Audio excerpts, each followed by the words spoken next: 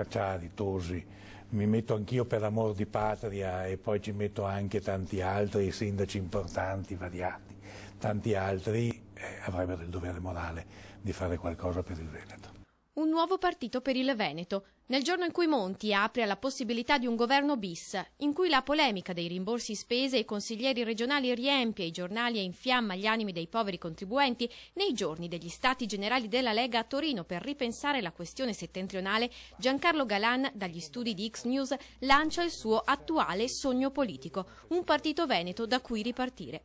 Perché qualcosa di nuovo serve. L'opinione pubblica, il mondo dell'industria, la Chiesa lamentano politici incapaci e corrotti. L'attacco ai ladrocini e sprechi è corale. Da Prima Repubblica la questione è diventata morale. Se dovesse permanere uno sflacello di questo genere, io credo che sarebbe un dovere morale per me, ma anche per qualcun altro, giocare una carta che cominci dal Veneto.